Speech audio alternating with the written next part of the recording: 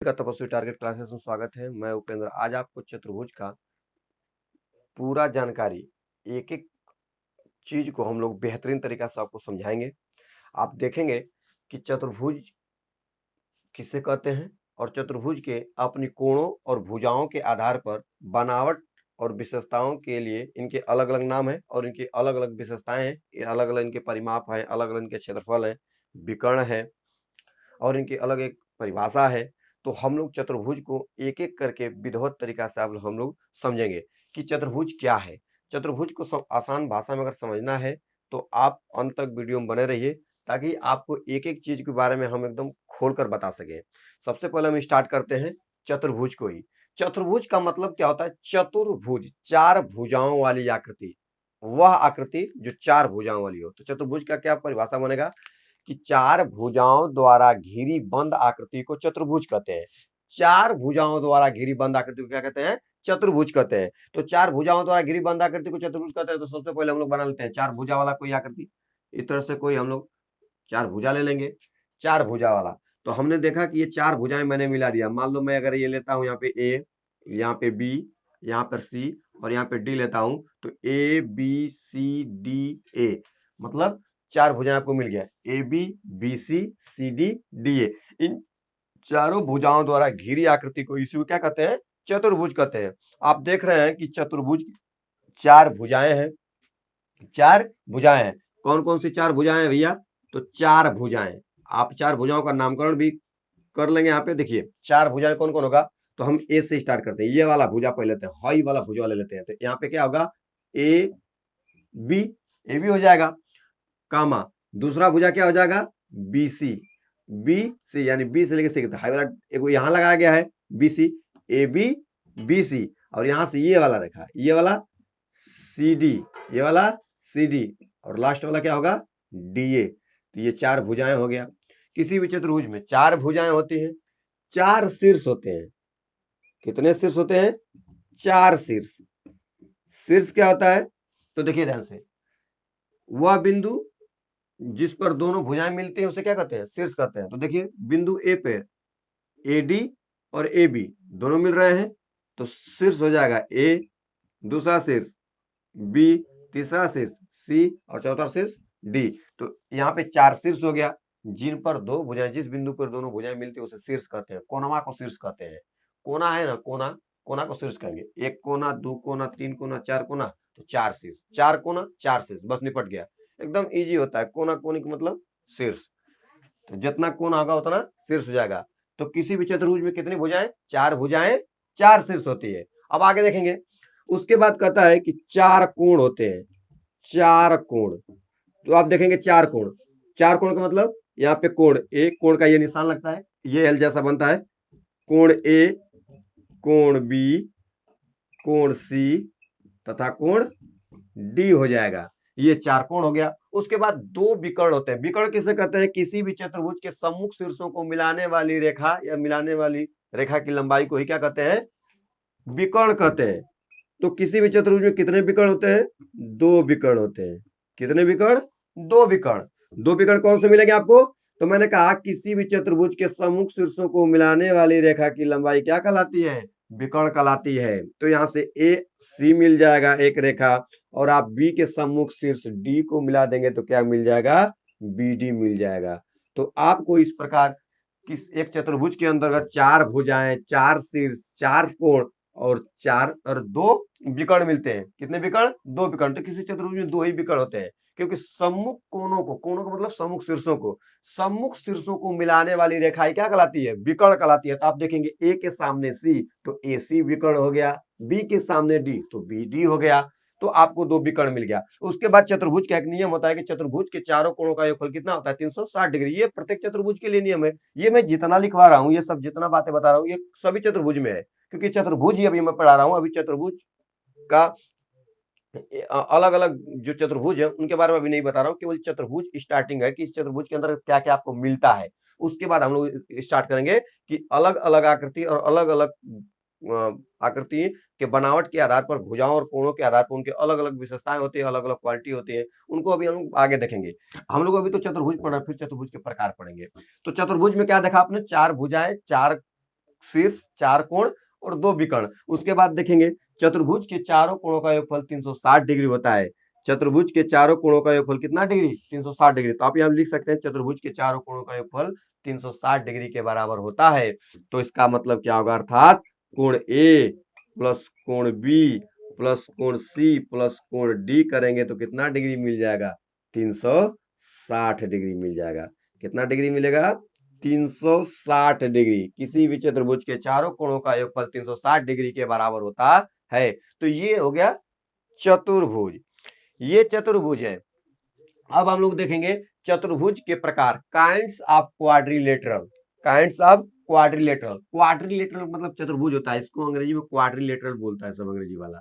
QUADRILETRAL,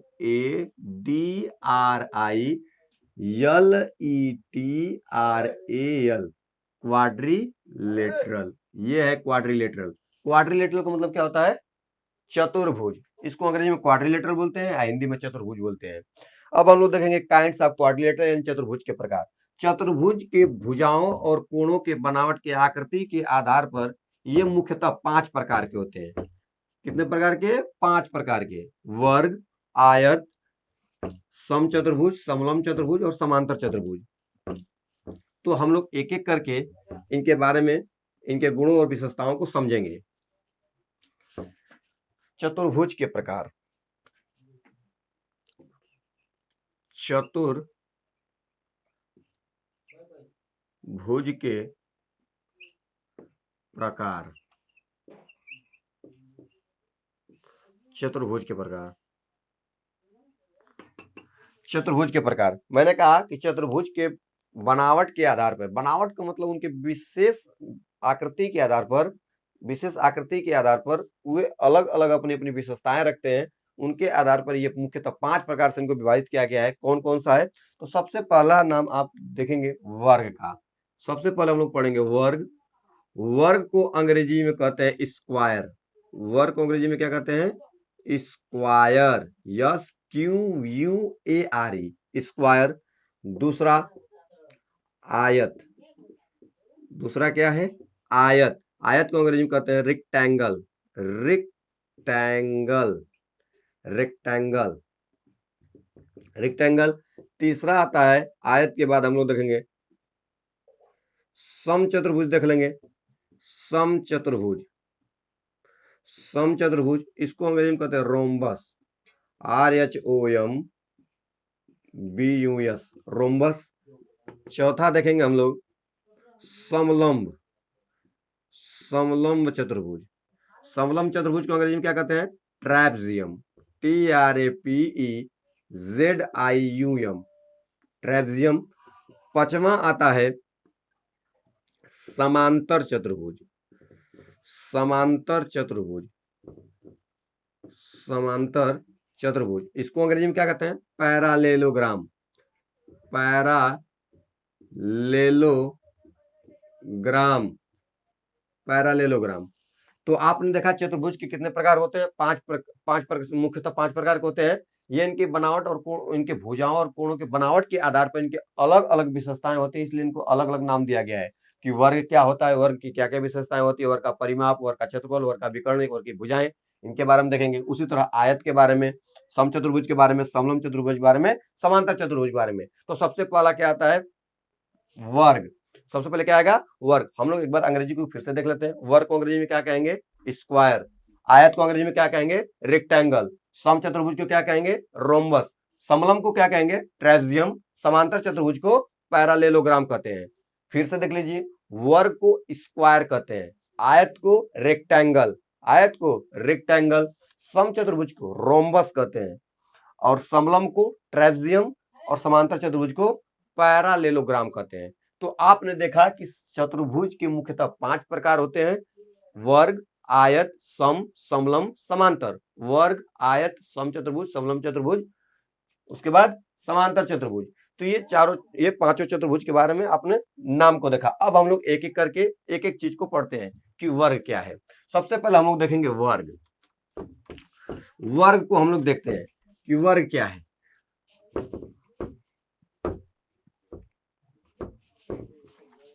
वर्ग को हम लोग यहाँ पे स्टार्ट करते हैं कि वर्ग क्या है। मैंने सारा चित्रों के बारे में एक एक करके स्पेशल क्लास ले लिया है। आज हम लोग चतुर्भुज को एक ही क्लास में एडजस्ट करेंगे और एकदम शार्ट तरीका से मेन चीज को हम पढ़ेंगे। सबसे पहले हम लोग देखेंगे, हम लोग क्या पढ़ेंगे, वर्ग। वर्ग को मैंने बताया कि अंग्रेजी में वर्ग को क्या कहते हैं, स्क्वायर कहते हैं। अंग्रेजी में क्या कहते हैं, इसे स्क्वायर कहते हैं। आपको अंग्रेजी जानना बहुत जरूरी है। तो वर्ग को अंग्रेजी में स्क्वायर कहेंगे।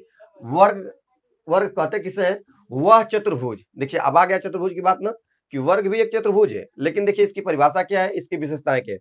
वह चतुर्भुज जिनके चारों भुजाएं आपस में बराबर हो, जिनके चारों भुजाएं समान हो तथा इनके प्रत्येक कोण समकोण हो, ऐसे चतुर्भुज को वर्ग कहा जाता है। वह चतुर्भुज जिनके चारों भुजाएं समान हो, चारों भुजाएं मतलब चारों भुजा आपस में बराबर हो। 5 सेंटीमीटर का भुजा है तो चारों भुजा 5 सेंटीमीटर का है। 10 सेंटीमीटर वाला एक भुजा है तो चारों 10 सेंटीमीटर का हो। तो वह चतुर्भुज जिनकी चारों भुजाएं आपस में बराबर हो तथा प्रत्येक कोण समकोण यानी चारों कोण 90 अंश का हो, तो वह चतुर्भुज वर्ग कहलाता है। वह चतुर्भुज क्या कहलाता है, वर्ग कहलाता है। तो वर्ग की चारों भुजाएं आपस में बराबर होती है और क्या होती है, प्रत्येक 90 डिग्री की होती है।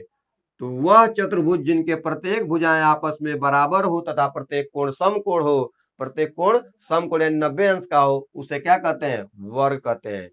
तो वर्ग की चारों भुजाएं आपस में क्या होती है, बराबर होती है। तो आप कहेंगे कि अगर ए बी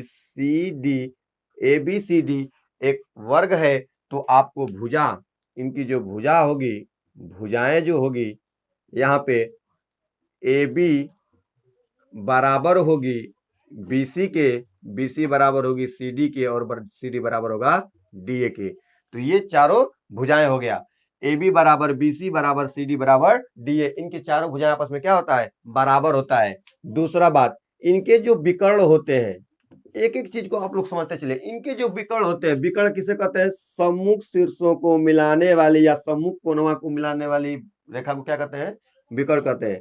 तो ए के सामने सी और बी के सामने डी।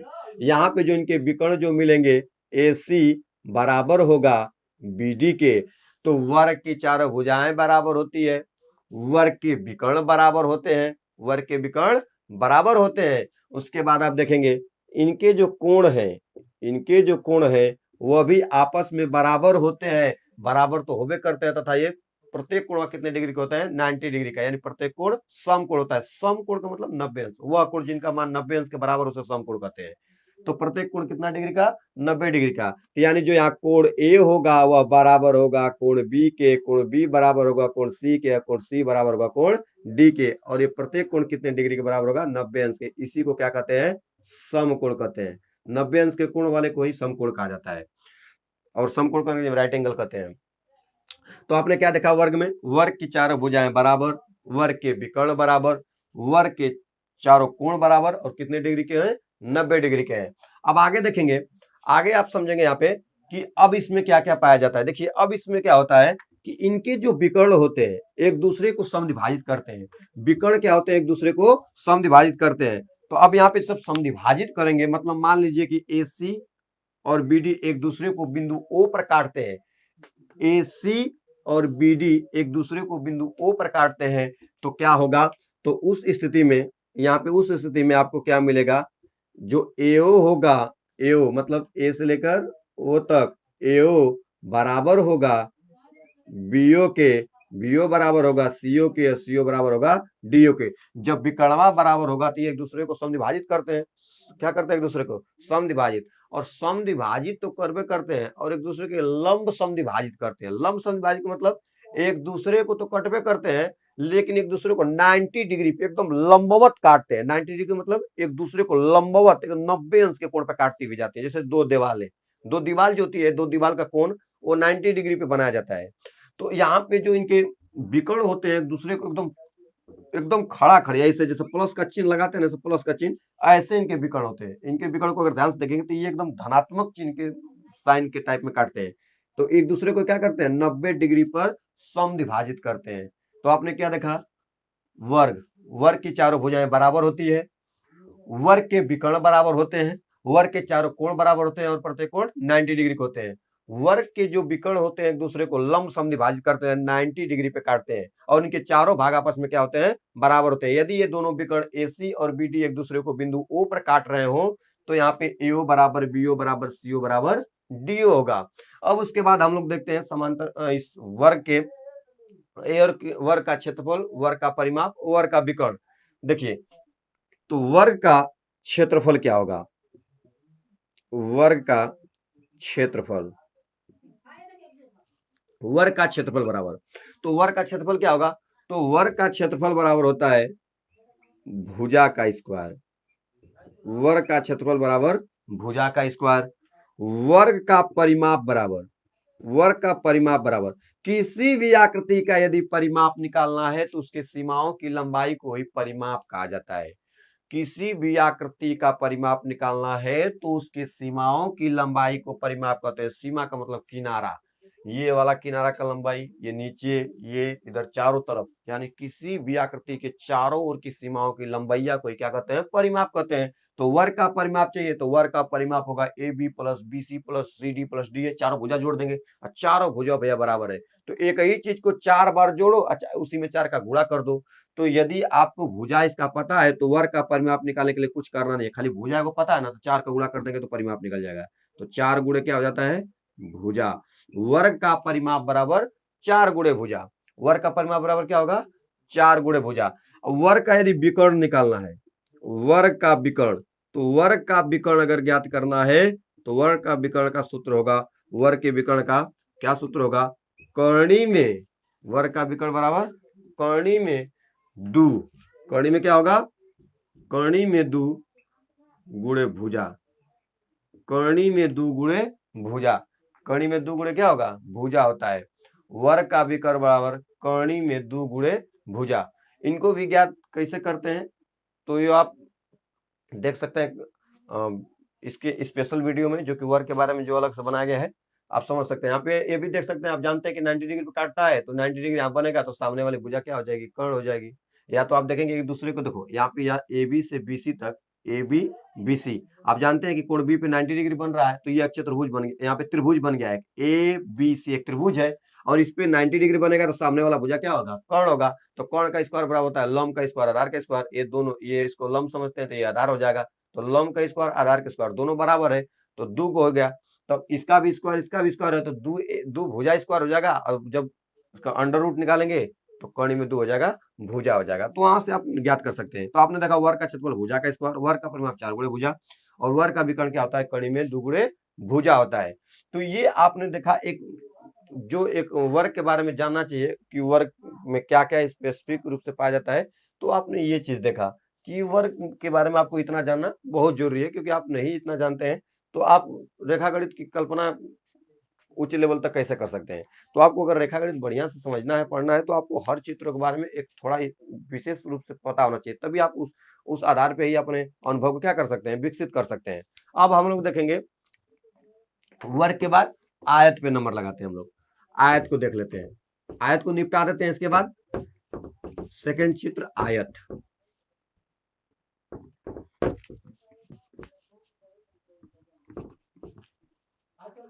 आयत क्या है, देखिए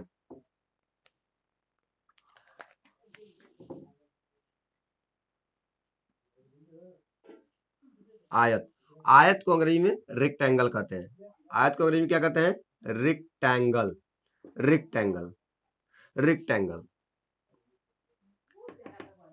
रेक्टेंगल को देखेंगे ध्यान से। रेक्टेंगल का मतलब आयत, रेक्टेंगल का मतलब आयत। आयत क्या है, तो आयत वह चतुर्भुज है जिनके आमने सामने की भुजाएं बराबर होती है। आयत क्या है, वह चतुर्भुज जिनके आमने सामने की भुजाएं बराबर होती है उसे आयत कहते हैं। और आयत के प्रत्येक कोण समकोण होते हैं, यानी 90 डिग्री के होते हैं। तो आयत किसे कहेंगे, वह चतुर्भुज जिसके आमने सामने की भुजाएं बराबर हो तथा प्रत्येक कोण 90 डिग्री के होते हैं उसे आयत कहते हैं। तो अगर आपके पास देख लीजिए यहां पे ये एक आयत है, मैं इनका नाम देता हूं यहां से A B C D, ये A B C D एक आयत है। तो इनके आमने सामने की भुजाएं बराबर, मतलब AB के सामने कौन, CD, BC के सामने कौन है, तो AD, तो AB बराबर CD, BC बराबर AD।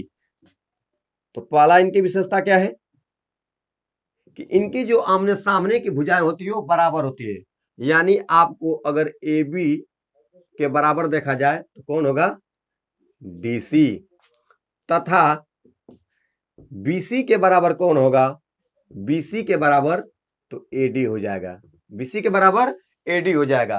तो आमने सामने की भुजाएं बराबर होती है, आमने सामने की भुजाएं, सभी भुजाएं बराबर नहीं, केवल आमने सामने की भुजाएं बराबर। उसके बाद हम देखेंगे विकर्ण, इसके विकर्ण को देखेंगे। इनके विकर्ण जो होते हैं, इनके विकर्ण वह आपस में बराबर होते हैं, इनके भी विकर्ण आपस में क्या होते हैं, बराबर। तो A का सम्मुख शीर्ष C, AC मिल गया, अब B का सम्मुख शीर्ष D, BD हो गया। तो सम्मुख शीर्षों को मिलाने वाली रेखा को विकर्ण कहते हैं। तो इनके जो विकर्ण होते हैं, AC जो होगा वह बराबर होगा BD के, क्या होगा, BD के। उसके बाद इनके प्रत्येक कोणों को देख लेते हैं, प्रत्येक कोण इनके। तो इनके प्रत्येक कोण जो होते हैं आपस में बराबर होते हैं। कोण A बराबर कोण B, कोण B बराबर कोण C, और कोण C बराबर कोण D, जो कि प्रत्येक कोण कितने डिग्री के होते हैं, 90 डिग्री का। 90 डिग्री के कोण को ही क्या कहते हैं, समकोण कहते हैं। तो आयत वह चतुर्भुज है जिनके सम्मुख भुजाएं बराबर, प्रत्येक कोण 90 डिग्री का होता है, इनके विकर्ण आपस में बराबर होते हैं। किंतु आप ये जरूर याद रखिएगा कि यदि इनके विकर्ण जो है एक दूसरे को अगर बिंदु O पर प्रतिच्छेद करते हैं तो इनका नियम है कि आयत के विकर्ण एक दूसरे को समद्विभाजित करते हैं। आयत के विकर्ण केवल एक दूसरे को समद्विभाजित करते हैं, लंब समद्विभाजित नहीं करते हैं, केवल वर्ग के विकर्ण लंब समद्विभाजित करते हैं। और समचतुर्भुज में वर्ग और समचतुर्भुज के ही विकर्ण केवल लंब समद्विभाजित करते हैं, बाकी किसी का नहीं। तो यहाँ पे आप देखेंगे कि आयत के जो विकर्ण होते हैं एक दूसरे को समद्विभाजित करते हैं। समद्विभाजित का मतलब है कि AO बराबर होगा CO के और BO बराबर होगा DO के, ये आपस में चारों आपस में बराबर नहीं होंगे। तो आपने क्या देखा कि यहाँ पे जो AO होगा वह बराबर होगा CO के, तथा जो BO होगा वह बराबर होगा DO के। तो इनके ये जो विकर्ण क्या करते हैं, एक दूसरे को समद्विभाजित करते हैं, मतलब दो बराबर भागों में विभाजित करते हैं। ये वाला जो BD है वो AC को दो भाग में काट देता है, और AC कहता है कि तब तो हम भी तुमको काट देंगे, तो BD को भी काट देता है। तो BD जो है, ये BD रेखा वो AC को दो भाग में काटता है, तो AC भी BD को काट देता है दो भाग में। तो मतलब BD काटेगा इसे दो भाग में, तो इसका दो भाग A और CO बना, और जब BD को AC काटेगा तो इसका दो भाग बना BO और OD। तो इनके विकर्ण जो होते हैं एक दूसरे क्या करते हैं, बराबर बराबर भागों में काट देते हैं। जैसे मान लो कि हमने आपको एक बार काटा तो आपने हमको काट दिया, तो दो बराबर भागों में कट गए। तो यहाँ पे एक दूसरे क्या करते हैं, बराबर भागों में विभाजित कर देते हैं। उसके बाद देखेंगे कि आयत का जो क्षेत्रफल होता है, आयत का क्षेत्रफल बराबर, तो आयत का क्षेत्रफल बराबर क्या होता है, आयत का क्षेत्रफल बराबर होता है लंबाई गुणे चौड़ाई, क्योंकि इनकी भुजाएं अलग अलग है। तो ये अगर आप इसको यल समझते हैं, ये लंबाई, ये BC को लंबाई, और इसको समझ लीजिए चौड़ाई। तो 20 वृत्त माने चौड़ाई होता है, तो 20 हम इसको ले लेते हैं। तो यहाँ पे आपको यल मिल जाएगा लंबाई, और चौड़ाई आपको अगर B मिल जाता है, तो आप जानते हैं ये L है तो ये भी L होगा, ये B है तो इधर वाला B होगा, क्योंकि आमने सामने भुजाएं क्या होती है, बराबर। तो आयत का क्षेत्रफल बराबर होता है लंबाई गुणे चौड़ाई, आयत का क्षेत्रफल बराबर लंबाई गुणे चौड़ाई होता है, लंबाई गुणे चौड़ाई। आयत का क्षेत्रफल बराबर क्या होगा, लंबाई गुणे चौड़ाई होता है। इसको आप यल गुणे B भी लिख सकते हो। आयत का परिमाप मैंने कहा कि किसी भी आकृति का परिमाप निकालना है तो उसके चारों भुजाओं का योग। देख लीजिए, चारों भुजाओं को जोड़ेंगे तो दो भुजा तो यल मिलेगा, दो भुजा B मिलेगा। क्यों, क्योंकि ये यल तो ये भी यल, अगर ये 5 सेंटीमीटर तो ये भी 5 सेंटीमीटर, ये 8 सेंटीमीटर तो ये भी 8 सेंटीमीटर। समझ रहे हैं ना, आमने सामने भुजाएं बराबर होती है। तो देखो दो को लंबाई मिल जाएगा, दो को चौड़ाई मिल जाएगा। तो आयत का परिमाप बराबर होता है दो गुणे लंबाई प्लस चौड़ाई, दो गुणे कोष्टक में लंबाई प्लस चौड़ाई, लंबाई प्लस चौड़ाई। तो आयत का परिमाप बराबर होता है दो गुणे कोष्ट में लंबाई प्लस चौड़ाई, दो गो लंबाई दो गो चौड़ाई, दो को कॉमन कर दो, लंबाई प्लस चौड़ाई हो जाएगा। उसके बाद आयत का विकर्ण, आयत का यदि विकर्ण निकालना है, आयत का विकर्ण, तो आयत का विकर्ण बराबर क्या होगा? तो आयत का विकर्ण बराबर होता है कर्णी में लंबाई का स्क्वायर प्लस चौड़ाई का स्क्वायर। तो मैं यल से लंबाई, बी से चौड़ाई बता चुका हूं, तो यल का स्क्वायर प्लस बी का स्क्वायर। तो आयत का विकर्ण निकालना है तो कर्णी में यल का स्क्वायर प्लस बी का स्क्वायर हो जाएगा, यल का स्क्वायर प्लस बी का स्क्वायर। अब हम लोग देखेंगे तीसरा आकृति देखेंगे, समचतुर्भुज।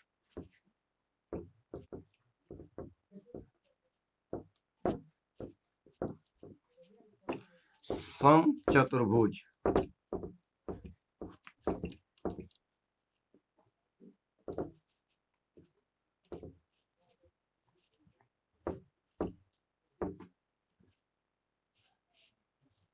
तीसरा आकृति देखेंगे हम लोग, समचतुर्भुज।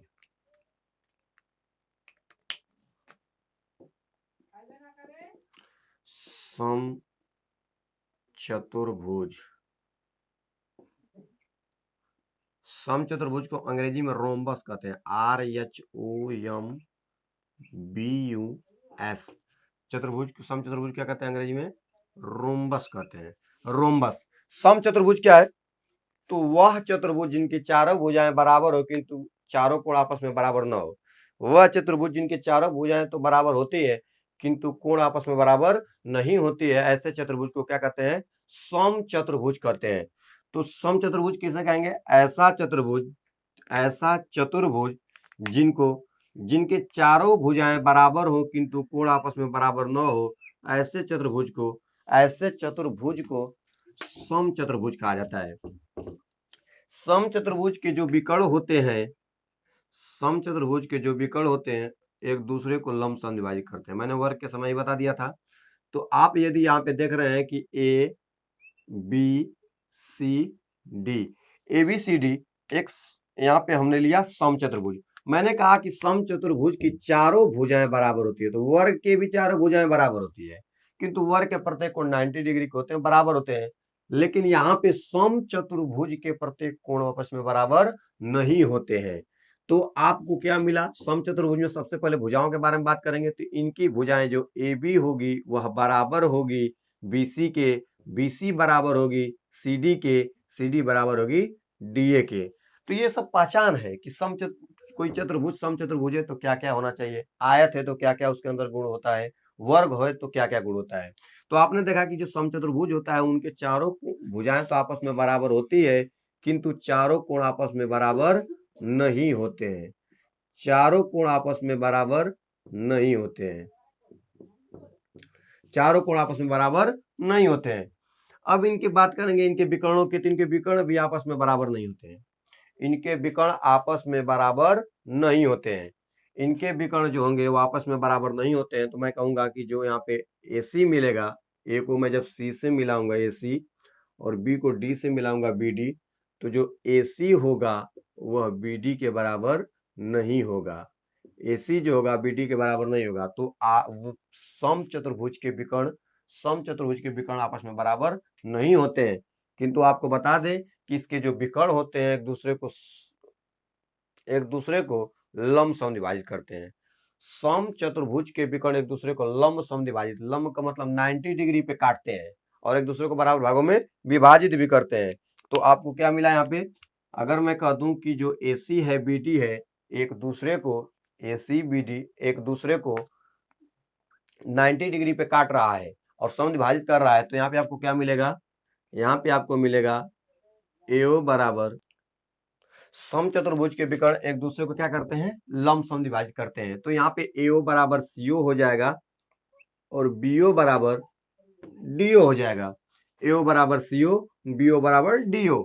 उसके बाद आप देखेंगे कि इसके सम्मुख कोण जो होते हैं वो बराबर होते हैं। सम्मुख कोण यानी B के सामने का कोण D और A के सामने का कोण C।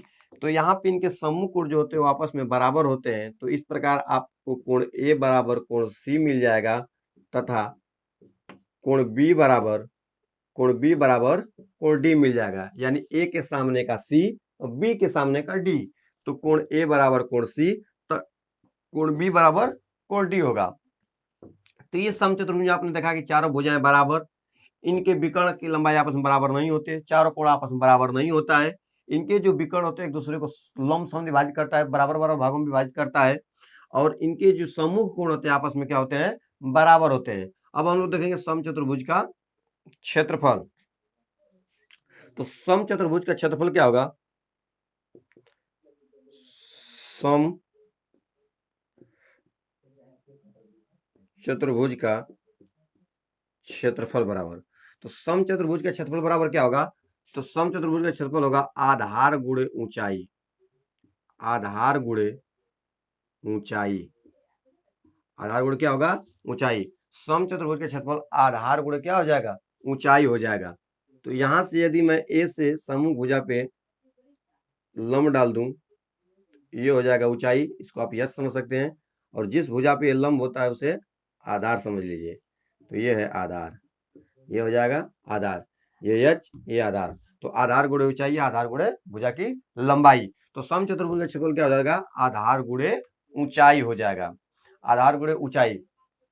देखिए यदि इसके विकर्ण पता है, यदि इसका विकर्ण पता है तो आप निकाल सकते हैं इसका क्षेत्रफल 1/2 गुणे विकर्णों का गुणनफल, 1/2 गुणे विकर्णों का गुणनफल। समचतुर्भुज के विकर्ण यदि पता है तो इनके विकर्णों का जो गुणनफल होता है, इनके विकर्णों का जो गुणनफल होता है उसका आधा ही क्या होता है, समचतुर्भुज का क्षेत्रफल होता है।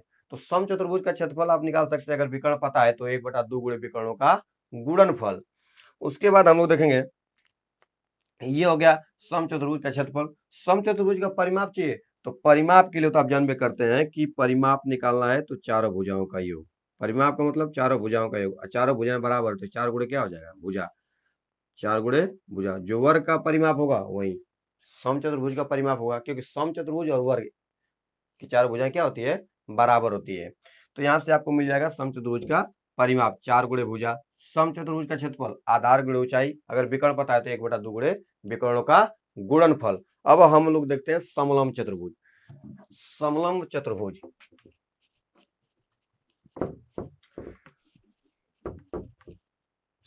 समलंब, ये जो चतुर्भुज है, यह चतुर्भुज गजबे टेढ़ टावड़ होता है। टेढ़ टावड़ का मतलब इसकी बनावटें गजब किस्म का होता है, पूरा कोनो चीज पूरे नहीं है, कोनो चीज का पूरे नहीं है। देखो ध्यान से कैसे, ऐसा चतुर्भुज, ऐसा चतुर्भुज जिनका केवल एक युग्म, भुजाओं का केवल एक युग्म समांतर हो, ऐसा चतुर्भुज जिनके भुजाओं का केवल एक युग्म समांतर हो, यानी सम्मुख भुजाओं का केवल एक युग्म समांतर हो, वैसे चतुर्भुज को समलंब चतुर्भुज कहते हैं। अब बाकी दो भुजाएं असमांतर होती है। तो वह चतुर्भुज जिनके भुजाओं का एक युग्म समांतर हो, और समांतर कब होगा, जब आमने सामने होगा तभी ना। तो ऐसा चतुर्भुज, ऐसा चतुर्भुज जिनके भुजाओं का एक युग्म समांतर हो, बाकी एक युग्म असमांतर हो, उसे क्या कहेंगे, समलंब चतुर्भुज कहते हैं, उसे समलंब चतुर्भुज कहते हैं। समलंब चतुर्भुज को अंग्रेजी में क्या कहते हैं, ट्रैपजियम। समलंब चतुर्भुज को अंग्रेजी में ट्रैपजियम कहते हैं, ट्रैपजियम, ट्रैपजियम, समलंब चतुर्भुज को ट्रैपजियम कहते हैं।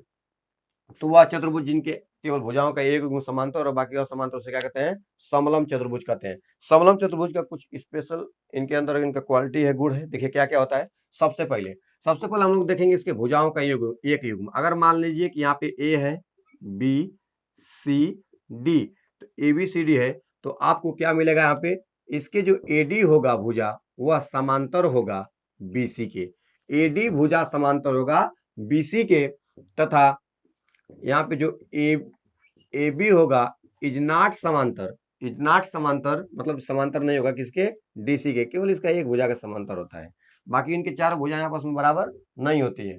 वैसे चतुर्भुज को समलंब कहेंगे। अगर भुजाएं बराबर है तो वह समलंब चतुर्भुज होगा। तो यहाँ पे हम लोग केवल समलंब चतुर्भुज पढ़ रहे हैं। तो समलंब चतुर्भुज किसे कहेंगे, जिसका केवल एक भुजा का युग्म समांतर हो और एक युग्म असमांतर, उसे क्या कहेंगे, समलंब चतुर्भुज। आपको बता दें कि समलंब चतुर्भुज के जो विकर्ण होते हैं एक दूसरे को समान अनुपात में विभाजित करते हैं। गजब का तरीका है। इनके जो विकर्णवा होता है, यानी ए के सामने अगर सी को मिला दिया जाए और बी के सामने अगर डी को मिला दिया जाए और एक दूसरे को ये बिंदु ओ पर प्रतिच्छेद करते हैं, तो कहता है कि समलंब चतुर्भुज का विकर्ण एक दूसरे को समान अनुपात में विभाजित करता है। एक दूसरे को समान अनुपात में। समान अनुपात का मतलब क्या होगा कि यहाँ पे जो एओ होगा, एओ बटा में सीओ, एओ बटा में जो सीओ होगा वह बराबर होगा डीओ बटा में बीओ के। एओ बटा में सीओ और डीओ बटा में बीओ का अनुपात आपस में क्या होगा, बराबर होगा। तो ये बहुत जरूरी है। आपसे कभी देकर इनमें से 3 भाग देकर 1 भाग का पूछ देगा, तो आपको अगर पता है कि एओ बटा में सीओ बराबर डीओ बटा में बीओ, इनके भुजाओं का संगत अनुपात, इनके भुजाओं का जो अनुपात है, इनके भुजाओं का जो अनुपात यानी विकर्णों का अनुपात वो आपस में क्या होता है, बराबर होता है। तो समलंब चतुर्भुज के जो विकर्ण होते हैं एक दूसरे क्या करते हैं, समान अनुपात में विभाजित करते हैं। समान अनुपात में यानी एक दूसरे को जब काटते हैं तो इनका जो अनुपात आता है ना बराबर बराबर आता है। क्या आता है, बराबर बराबर। अब आप देखेंगे आगे दूसरा, समलंब चतुर्भुज में भुजाओं के असमांतर भुजाओं के, याद रखना, समलंब चतुर्भुज के असमांतर भुजाओं के मध्य बिंदु, असमांतर का मतलब ए बी और सी डी, ए बी और डीसी, ए बी और डीसी। देखिए सी डी कहिए चाहे डीसी कहिए, तो अगर ए से बी ले रहे हैं तो यहाँ डी से सी लेंगे। तो ए बी और डीसी के यानी समलंब चतुर्भुज के असमांतर भुजाओं के मध्य बिंदुओं को मिलाने वाली रेखा की जो लंबाई होती है, अगर मैं इस रेखा की लंबाई को डी ई मान लूं, ए बी का मध्य बिंदु डी और डीसी का मध्य बिंदु मैंने क्या ले लिया, ई, तो कहता है कि समलंब चतुर्भुज के असमांतर भुजाओं के मध्य बिंदुओं को मिलाने वाली रेखा की जो लंबाई होती है यानी डीई का जो मान होता है वह दोनों समांतर भुजाओं के योग के आधा के बराबर होता है। तो एडी प्लस बीसी बटा में 2 हो जाएगा, एडी प्लस बीसी बटा के 2 हो जाएगा। उसके बाद अब देखिए दूसरा तरीका क्या होता है, दूसरा तरीका कहता है कि इस विकर्णों के, समलंब चतुर्भुज के विकर्णों के मध्य बिंदुओं को, विकर्णों के मध्य बिंदुओं को मिलाने वाली रेखा की लंबाई, यदि आपके पास यहाँ AC और BD दो विकर्ण है और मान लीजिए कि AC जो भुजवा है उसका मध्य बिंदु यहाँ है और BD का मध्य बिंदु यहाँ है, मैंने इसका नाम दे देता हूँ यहाँ पे P और इसका नाम देता हूँ Q, P Q। अगर मैं P को Q से मिला दूं तो इसकी जो लंबाई होती है, तो विकर्णों के मध्य बिंदुओं को मिलाने वाली रेखा की जो लंबाई होती है वह समांतर भुजाओं के अंतर के बराबर होती है। समांतर भुजाओं के अंतर के, जो बड़ा रहेगा उसमें से घटा देंगे छोटे वाला को। तो BC बड़ा है यहाँ पे, तो BC माइनस AD हो जाएगा, BC माइनस AD बटा के 2। तो क्या देखा आपने, असमांतर भुजाओं के मध्य बिंदुओं को मिलाने वाली रेखा की लंबाई समांतर भुजाओं के योग के आधा के बराबर होता है और विकर्णों के मध्य बिंदुओं को मिलाने वाली रेखा की लंबाई समांतर भुजाओं के अंतर के आधा के बराबर होता है। अंतर का आधा का मतलब 2 का भाग देंगे। तो ये समलंब चतुर्भुज रहा। उसके बाद समलंब चतुर्भुज के विकर्णों की जो लंबाई होती है, समलंब चतुर्भुज के अगर विकर्णों की लंबाई निकालना है तो उसको भी आप निकाल सकते हैं यदि इनके कोण पता हो, यदि इनके कोणों का मान पता हो तो भी आप निकाल सकते हैं। कैसे, तो देखिए अगर मान लीजिए कि ये टोटल कोण अल्फा है, ये कोण बीटा है, ये कोण गामा है और ये कोण मान लीजिए डेल्टा है, तो आप कैसे निकालेंगे। तो देखिए समलंब चतुर्भुज के विकर्ण, अगर विकर्ण मुझे AC का लंबाई निकालना है, AC का लंबाई, चलिए हम AC की लंबाई निकालते हैं, AC विकर्ण इसका लंबाई निकालते हैं तो कैसे निकलेगा।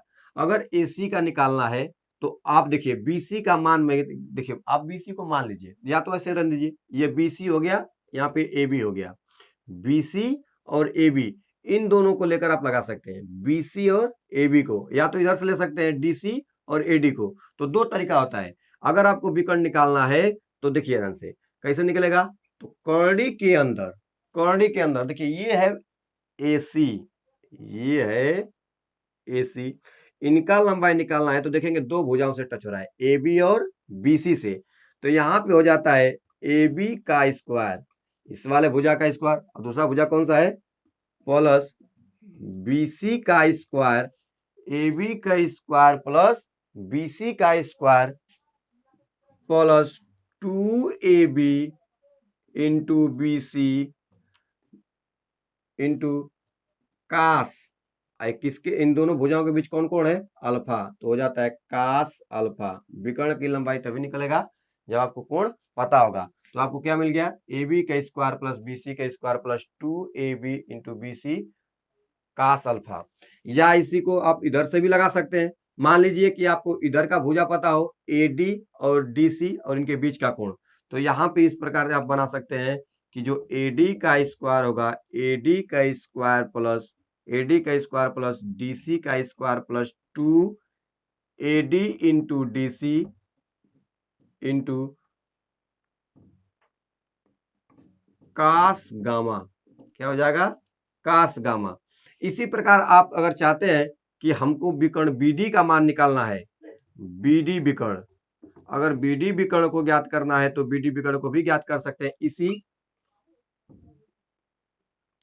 इसी स्टेप का यूज करके। कैसे, अब BD को देखिए, आप BD देखेंगे तो यहां है, ये जो BD है इन दोनों भुजाओं से मिलकर बना है, इन दोनों से। तो सबसे पहले क्या लेंगे, BC का स्क्वायर, BC का स्क्वायर प्लस DC का स्क्वायर, BC का स्क्वायर प्लस DC का square plus 2BC into DC, 2BC into DC into cos, इन दोनों भुजा के बीच कौन कौन है, बीटा, तो हो जाएगा कास बीटा।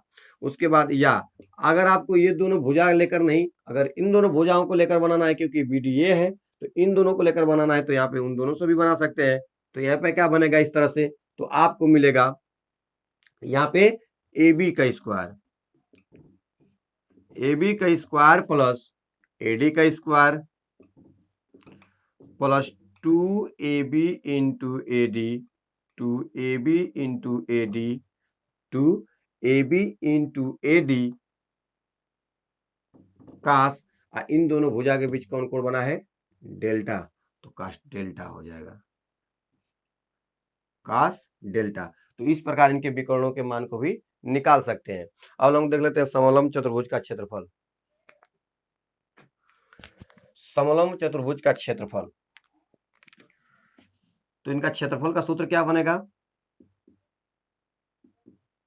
इनका जो क्षेत्रफल का सूत्र होता है 1/2 गुणे समांतर भुजाओं का योग, समांतर भुजाओं का योग, समांतर भुजाओं का योग गुणे उनके बीच की दूरी, उनके बीच की दूरी, और दूरी कैसी होनी चाहिए, लंबवत दूरी, उनके बीच की दूरी।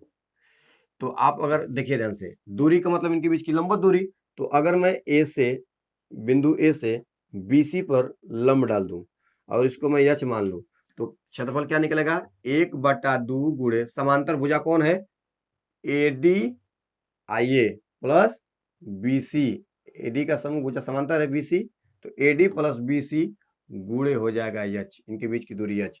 तो इस प्रकार समलंब चतुर्भुज का क्षेत्रफल हो जाएगा 1/2 गुणे समांतर भुजाओं का योग गुणे उनके बीच की दूरी। तो यहां से समलंब चतुर्भुज का क्षेत्रफल मिल गया। अगर इनका ऊंचाई निकालना है तो ऊंचाई तो आप यहां से भी निकाल सकते हैं, ऊंचाई यहां से भी निकाल सकते हैं, मतलब दूरी। लेकिन दूसरा भी तरीका होता है यच का मान निकालने का। यदि आपको यच का मान निकालना है, इस यच का मान, तो कई तरीका से निकाल सकते हैं। देखिए यहाँ पे अगर इस यच का मान निकालना है तो क्या तरीका हो सकता है, इस यच को निकालने के लिए आपको केवल केवल थोड़ा सा दिमाग लगाना है। क्या दिमाग लगाना है, देखिए इस यच का मान निकालना है तो आप जानते हैं 90 डिग्री का एंगल बनाएगा, और 90 डिग्री का एंगल बनाएगा, 90 डिग्री का एंगल, तो आप जानते हैं कि साइन का मान होता है जो लंब और कर्ण में, लंब और कर्ण में क्या करता है, लंब और कर्ण के संबंध को स्थापित करता है। आप जानते हैं त्रिकोणमिति में साइन का यूज क्या है, किसी समकोण त्रिभुज के लंब और कर्ण के अनुपात को ही क्या करते हैं, साइन थीटा होता है। तो साइन थीटा अगर हम यहाँ लेंगे, ध्यान से देखिए, अगर जैसे हम यहाँ साइन थीटा लेंगे तो लंब किसे कहेंगे, जो लंबवत है, जो लंब डाले यच, ये यच क्या हो जाएगा, इसका लंब हो जाएगा। और 90 डिग्री के सामने वाला भुजा क्या होता है, कर्ण होता है, तो यहाँ पे कर्ण मिल जाएगा। तो यदि देखो अब इस यच का मान निकालना है तो आपको क्या क्या मिल सकता है, तो मैं यहाँ ले सकता हूं ए बी भुजा और इसका साइन थीटा, क्योंकि आप जानते हैं कि साइन थीटा बराबर होगा एच बटा में ए बी, एच बटा में ए बी, क्योंकि लंब बटा में कर्ण होगा, ए बी कर्ण है, इसके 90 डिग्री के सामने भुजा क्या होगी, कर्ण, तो यहाँ पे हो जाएगा एच बराबर ए बी साइन थीटा। उसी तरह से अगर ए बी साइन थीटा यहाँ पे होगा तो उसी तरह से प्रत्येक जगह पे होगा। तो यहाँ पे देखिए इधर भी तो हो सकता है, तो इसके सामने का भुजा क्या हो जाएगा, ये डीसी, ये भी यहाँ पे डीसी भी हो जाएगा, तो डीसी हो जाएगा। अगर यहां से हम डाल दें, यहां से एच, ये देखिए यहां से डाल देंगे तो यहां से आपको ये भी मिल जाएगा इस एच का मान DC sign beta, DC sign beta. इसी प्रकार आप यहां से भी लंब डाल सकते हैं सामने वाले भुजा से, तो कहीं से भी लंब डाल दीजिए, लंब का मतलब होता है इनके बीच की दूरी, तो ए बी साइन थीटा मिल जाएगा, साइन थीटा बोल रहे हैं, साइन अल्फा, यहाँ पे अल्फा है, sine alpha, sign beta, sign gamma, sine delta, तो यहाँ से एच का भी मान निकाल सकते हैं। अब लोग देखते हैं लास्ट वाला समांतर चतुर्भुज, उसके बाद समाप्त हो जाएगा सारे चतुर्भुज। समांतर चतुर्भुज,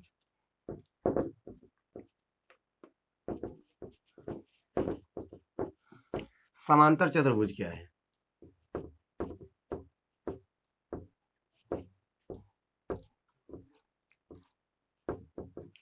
वह चतुर्भुज जिनके आमने सामने की भुजाएं बराबर व समांतर, उसे समांतर चतुर्भुज कहते हैं। वह चतुर्भुज जिनके आमने सामने की भुजाएं बराबर व समांतर, उसे समांतर चतुर्भुज कहते हैं। समांतर चतुर्भुज को अंग्रेजी में पैरालेलोग्राम कहते हैं। समांतर चतुर्भुज, समांतर चतुर्भुज, समांतर चतुर्भुज, समांतर चतुर्भुज को अंग्रेजी में पैरालेलोग्राम कहते हैं। पैरालेलोग्राम,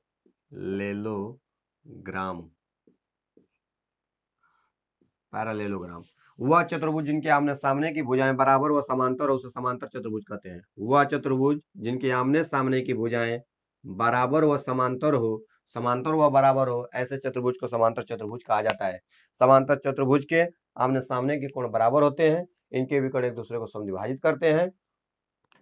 देखिए अगर यहाँ पे ए बी सी डी एक समांतर चतुर्भुज है, तो इसका जो ए बी होगा वह डी सी के बराबर होगा, तथा जो बी सी होगा वह ए डी के बराबर होगा। तो आपको क्या मिलेगा, सबसे पहले इसमें मिलेगा आपको कि ए बी बराबर डी सी होगा, तथा यह भी होगा कि ए बी तो डी सी के बराबर होता ही है और ए बी समांतर भी होता है किसके, डी सी के। और उसी प्रकार जो बीसी होगा, भुजा बीसी, वह बराबर होगा एडी के, बीसी एडी के बराबर होगा, तो बीसी बराबर एडी हो जाएगा, और ये आपस में क्या होंगे, समांतर भी होंगे, तो आपको मिलेगा बीडी बीसी समांतर एडी, बीसी समांतर एडी, बीसी एडी के समांतर भी होगा और बीसी एडी के बराबर भी होगा, ए बी डीसी के बराबर भी होगा और ए बी डीसी के समांतर भी हो गया। उसके बाद इनके समूह कोण आपस में बराबर होते हैं, तो कोण बी बराबर कोण डी होगा, कोण बी बराबर कोण डी, तथा कोण ए बराबर कोण सी होता है, कोण ए बराबर कोण सी होता है। इनके चारों कोण आपस में बराबर नहीं होते हैं, इनके चारों कोण आपस में बराबर नहीं होते हैं। कोण ए इज नॉट इक्वल कोण बी इज नॉट इक्वल कोण सी इज नॉट इक्वल कोण डी, इनके समूह भुजाएं बराबर होती है, चारों कोण आपस में बराबर नहीं होता है। उसके बाद इनके जो कोण होते हैं संलग्न कोण, यानी एक दूसरे से लगे हुए जो कोण होते हैं आसन्न कोण, उनका योगफल 180 अंश के बराबर होता है। तो क्या कहेंगे, जो कोण ए होगा, अगर कोण ए को कोण बी के साथ जोड़ते हैं तो भी 180 अंश होगा, मतलब दो कोण साथ में लीजिए, साथ में ही होना चाहिए एक ही भुजा पर, एक ही भुजा के साथ अगर दो कोण है तो उनका योगफल कितना होगा, 180 अंश, संपूरक होते हैं। तो समांतर चतुर्भुज की जो कोण आसन्न कोण होते हैं वो क्या होते हैं, संपूरक। संपूरक मतलब वो कोण जिनके ऐसे दो कोण जिनका योगफल 180 अंश बराबर से संपूरक कोण कहते हैं। तो कोण ए प्लस कोण बी भी 180 अंश होगा, कोण ए और कोण बी को जोड़ेंगे तो भी 180 अंश, कोण बी को अगर मैं कोण सी के साथ जोड़ूंगा तो भी 180 अंश होगा, अगर मैं कोण सी को कोण डी के साथ जोड़ूंगा तो भी 180 अंश होगा, और कोण डी को कोण ए के साथ जोड़ूंगा तो भी 180 अंश होगा। तो इनके दो दो कोणों को लेकर अगर एक साथ जोड़ते हैं तो 180 बराबर होगा। ये नहीं कि ए को ले लें सी के साथ, नहीं, ए को या तो डी के साथ जोड़िए या तो ए को बी के साथ, बी को सी के साथ जोड़िए चाहे ए के साथ, सी को डी के साथ जोड़िए चाहे ए के साथ, यानी दो साथ में कोणों को जोड़ा जाएगा तो 180 के बराबर होगा। तो ये समांतर चतुर्भुज में आपने देखा कि इनके सम्मुख भुजाएं बराबर और समांतर होती हैं। इनके जो विकर्ण होते हैं वो लंबाई में बराबर नहीं होते हैं। इनके जो विकर्ण होंगे लंबाई में बराबर नहीं होंगे, किंतु ये एक दूसरे को समद्विभाजित करते हैं, एक दूसरे को समद्विभाजित करते हैं, मतलब दो बराबर भागों में बांटते हैं, दो बराबर भागों में विभाजित करते हैं। तो अगर मैं मिला दूं इनके विकर्णों को ए से सी तक और बी से डी तक, तो यहाँ पे A C is not equal B D होगा, A C is not equal B D. But यहाँ पे यदि एक दूसरे को ओ पे काटते हैं तो यहाँ पे ये जरूर होगा कि एओ बराबर हो जाएगा सीओ को, ये जो दोनों खंड होगा आपस में बराबर होगा, क्योंकि एक दूसरे को क्या करते हैं, समद्विभाजित करते हैं। तथा ये जो बीओ होगा, बीओ बराबर सीओ होगा, यानी बीओ बराबर डी होगा, बीओ डीओ, ये दोनों भुजाएं आपस में बराबर होगी, ये दोनों खंड और ये दोनों खंड आपस में क्या होते हैं, बराबर होते हैं, किंतु इनके विकर्ण आपस में बराबर नहीं होते हैं। उसके बाद समांतर चतुर्भुज का क्षेत्रफल, समांतर चतुर्भुज का क्षेत्रफल बराबर क्या होगा, यदि समांतर चतुर्भुज का ऊंचाई अगर ये h है तो इसका क्षेत्रफल होता है आधार गुणे ऊंचाई, आधार गुणे ऊंचाई, इसका क्षेत्रफल हो जाएगा आधार गुणे ऊंचाई। इसका परिमाप क्या होगा, तो परिमाप बराबर 2 गुणे लंबाई प्लस चौड़ाई, 2 गुणे लंबाई प्लस चौड़ाई, ये हो जाएगा समांतर चतुर्भुज का परिमाप। समांतर चतुर्भुज के जो विकर्ण होता है वह समांतर चतुर्भुज को दो बराबर क्षेत्रफल वाले त्रिभुज में विभाजित करता है। तो समांतर चतुर्भुज का जो विकर्ण होता है उसे दो बराबर क्षेत्रफल वाले त्रिभुज में विभाजित करता है। मतलब अब देखिए, अगर AC को खींच दिया जाए तो जो ABC होगा और ACD होगा, यहाँ पे आप कह सकते हैं कि जो त्रिभुज होगा ABC का क्षेत्रफल होगा, ABC का क्षेत्रफल वह बराबर होगा त्रिभुज ACD के क्षेत्रफल के। तो जो इनके विकर्ण होते हैं उसे दो बराबर क्षेत्रफल वाले त्रिभुज में विभाजित करते हैं। ये अगर विकर्ण AC है तो ये वाला क्षेत्रफल ये क्षेत्रफल बराबर होगा। अगर ये BD है, BD अगर इसका विकर्ण है तो यहाँ पे इधर वाला ये वाला क्षेत्रफल बराबर होगा। तो अगर BD को विकर्ण मान लिया जाए तो यहाँ पे त्रिभुज जो ABD होगा, ABD यहाँ पे D है, ABD इसका क्षेत्रफल बराबर होगा यहाँ पे BCD के, त्रिभुज BCD का क्षेत्रफल के बराबर होगा। तो इनके विकर्ण जो होते हैं समांतर चतुर्भुज को क्या करते हैं, दो बराबर क्षेत्रफल वाले त्रिभुजों में विभाजित करते हैं। तो ये रहा चतुर्भुज का संपूर्ण निपटारा।